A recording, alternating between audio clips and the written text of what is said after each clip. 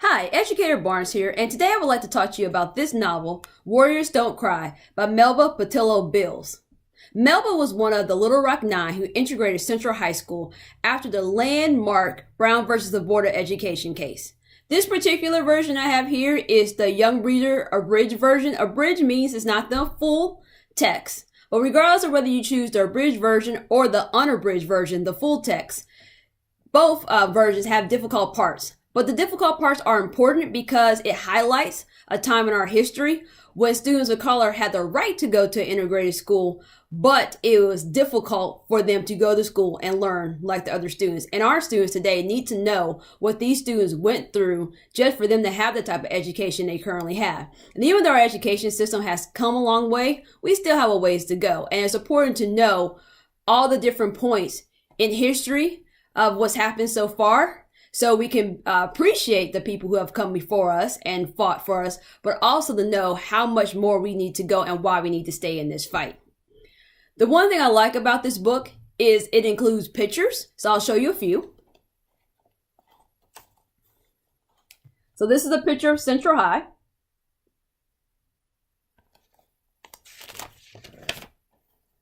Right here, this is the author.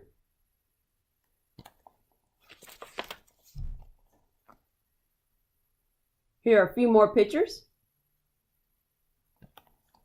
Now I would like to read to you the last part of chapter 1.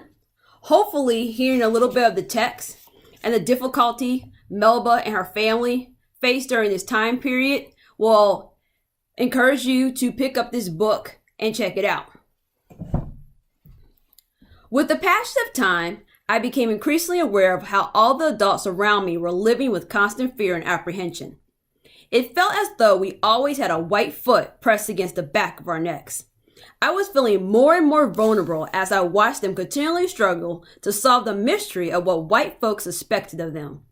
They behaved as though it was an awful sin to overlook even one of those unspoken rules and step out of their place to cross some invisible line.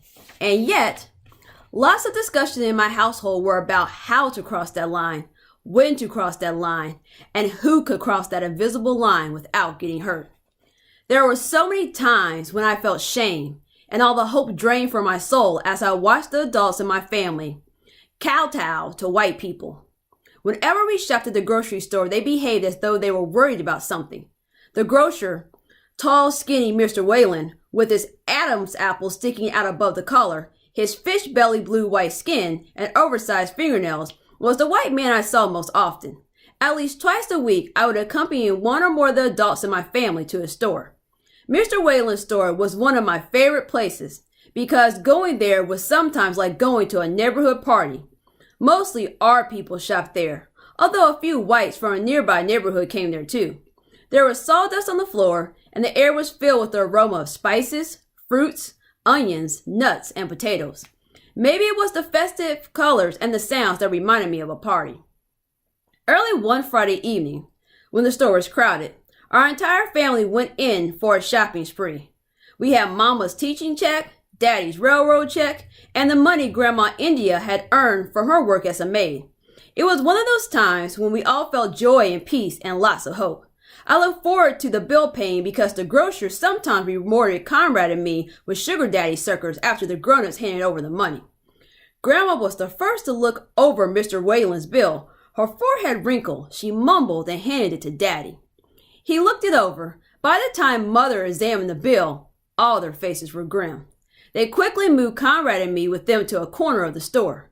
They were certain the bill overcharged them by $22. That was more than the day's pay, Daddy said. Still, they seemed frightened to speak up. After lots of whispered angry words, they decided to complain. Although Grandma approached the grocer in a calm, respectful way, he shouted back at her in an angry voice, loud enough for everyone within a block to hear. He said he gave us credit when we didn't have eating money, so he expected us to pay without complaining. Seeing Daddy's jaw tighten and his eyes narrow, Grandma touched his hand to stay him. There was an ominous silence in the store. Everybody was staring at us. Other people in the store, some of them our friends, stood absolutely still, fear in their eyes. At first, Mother, Grandma, and Daddy stood paralyzed.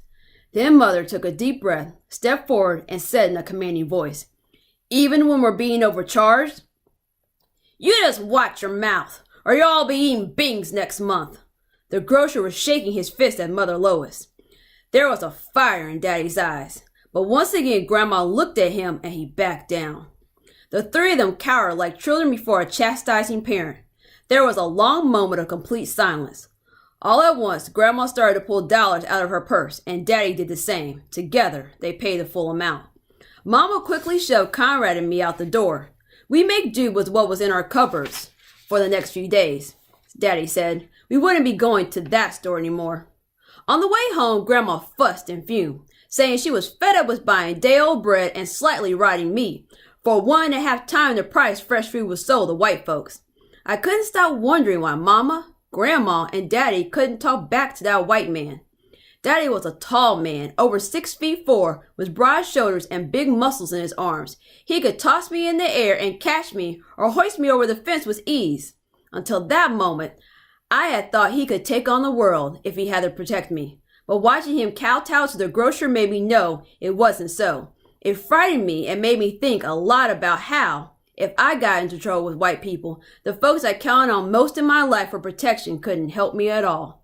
I was beginning to resign myself to the fact that white people were definitely in charge and there was nothing we could do about it. The next day, Grandma called her friends and tried to get them to agree to form a group to shop across town. All but one person warned her not to cause trouble. After she had dialed at least 10 numbers, she sank down into her chair and sat silent for a long while. Then she picked up her Bible and read aloud the verse that cleared away the tears in her eyes. "And Ethiopia shall stretch forth her wings." With a smile on her face and fire in her eyes, she said, "Be patient. Our people's turn will come. You'll see. Your lifetime will be different from mine. I might not live to see the changes, but you will. Oh, yes, my child, you will." But as time passed, without significant changes in my life, I was becoming increasingly anxious, waiting for Ethiopia to stretch out forth her wings. In my diary, I wrote, "What if Grandma is wrong? What if God can't fix things? What if the white people are always going to be in charge?